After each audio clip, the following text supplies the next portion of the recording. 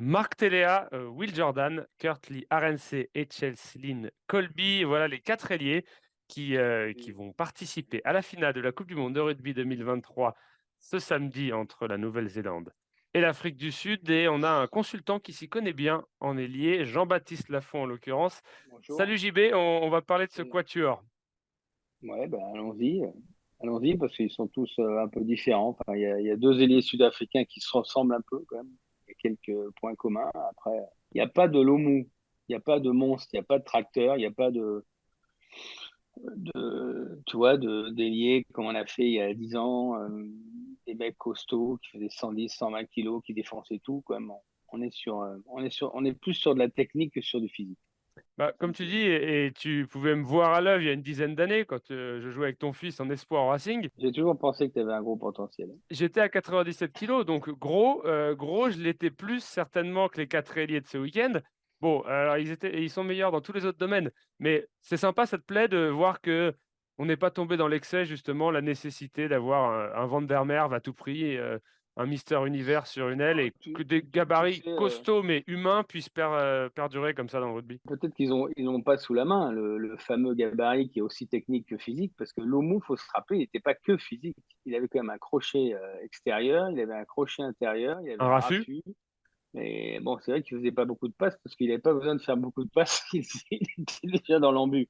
Mais Van der Merwe aurait sa place, l'ailier écossais, dans ce quatuor. Mais moi, ce qui me plaît dans cette équipe d'Afrique du Sud, avant de parler de ton idole Jordan, c'est que c'est le paradoxe de cette équipe d'Afrique du Sud qu'on dit physique, puissante, le jeu à une passe, le jeu de pénétration des monstres, la Panzer Division.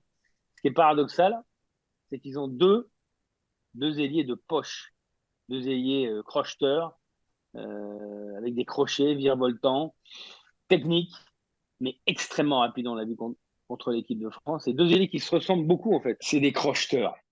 C'est des gens, des ailiers qui ont des rapides et surtout qui vont très vite. Ils vont très vite sur 30 mètres, 20 mètres. Et je pense que le plus important pour un ailier actuellement, c'est le démarrage. Après, la longueur de course, il est rare de faire une course de 80 mètres, 100 mètres. Donc, le démarrage, si on se gère en tant qu'ailier, il est plus facile de défendre sur un gros, un grand, un costaud qui va te rentrer dans la gueule plutôt qu'un virevoltant. En plus, ce qu'il a comme avantage Colby, il faut bien le dire, je sais pas, on n'en parle pas beaucoup, il a le double crochet. Il a pas que le tchac, il a le chic tchac, enfin, il n'a pas que le chic, il a le tac tac. Et ça, c'est extrêmement rare.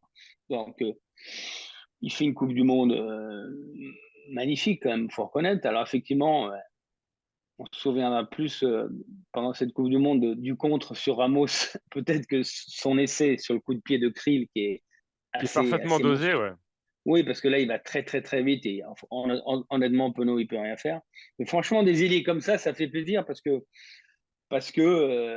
c'est du spectacle, quoi. À chaque fois qu'ils ont la balle, c'est du spectacle. Et RNC, on n'en parle pas assez, on n'en parle pas beaucoup. Il est également monstrueux. Il faudrait simplement qu'il n'oublie pas de mettre des crampons longs parce que je l'ai vu contre l'Angleterre, il jouait en tongs. Il a glissé sur deux, trois ballons, un peu comme Love, l'ailier irlandais. Il jouait en moulé. Mettez des crampons de 20 mm parce que vous n'allez pas moins vite. On ne va pas moins vite quand on met des grands crampons.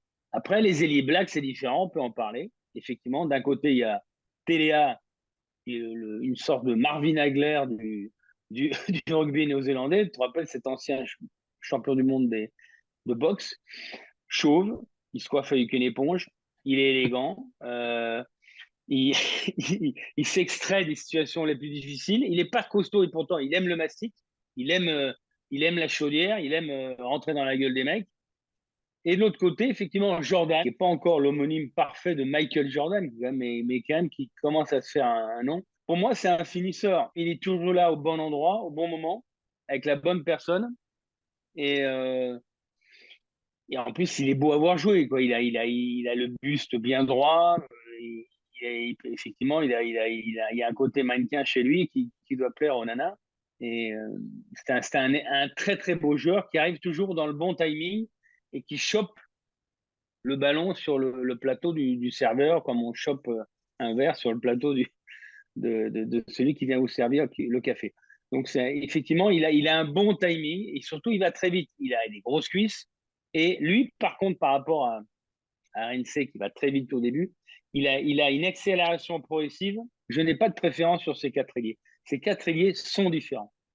J'adore les 2 petits porte-clés, les Sud-Africains, mais effectivement, chez les ailiers All Blacks, c'est un peu plus du classique. Un peu plus de classique. Mais Jordan, 8 essais dans une Coupe du Monde. Moi, j'en ai marqué que 6, mais je me suis arrêté au quart de finale.